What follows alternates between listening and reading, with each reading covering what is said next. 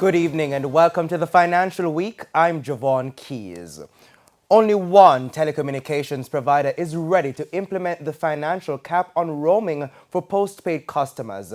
The mechanism to allow postpaid customers to establish spending limits while roaming was to take effect today. In a media release, the Office of Utilities Regulation (OUR) says Flow was the only company prepared to implement the measure.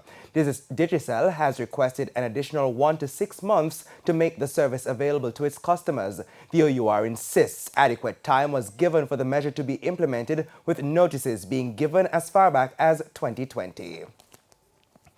And Jamaican producers were hit with higher prices for raw material in February.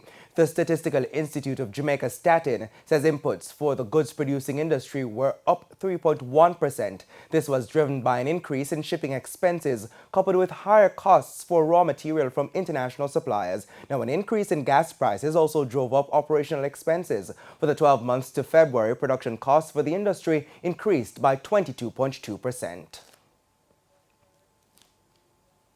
And 98% of board directors surveyed by PricewaterhouseCoopers, that's the auditing firm, think diversity of varying degrees enhances board and company performance. The survey, however, found that 34% of directors reported their boards had taken no action on board diversity over the past 2 years. 39% of directors indicated that when the board recruits its next directors, the single most important attribute to the board will prioritize the search for industry expertise.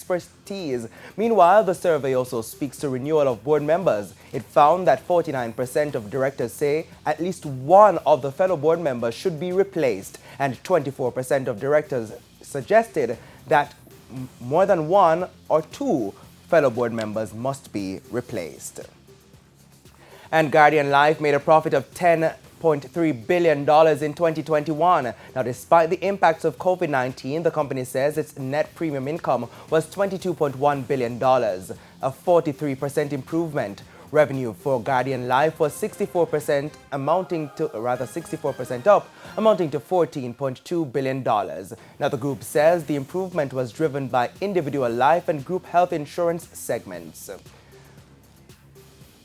Now let's head to the currency market. Banks and cambios are selling the US dollar for an average $153.78. $123.76 is the going rate for the Canadian dollar, $202.68 for the pound, while the euro is trading for an average $172.60. Meanwhile, the JSE index declined by 1,448 points today, while the junior market index also, and that should be both advanced by 37 points at 1,458 points respectively. Among today's winners were 138 Student Living, Jamaica Variable Shares, KLE Group, Margaritaville Turks, JMB Group 7.25% shares, and Radio Jamaica. While on the losing side were Dolphin Cove, Portland JSX, Trans Jamaican Highway US dollar shares, Kingston Properties, and Lasco Financial Services.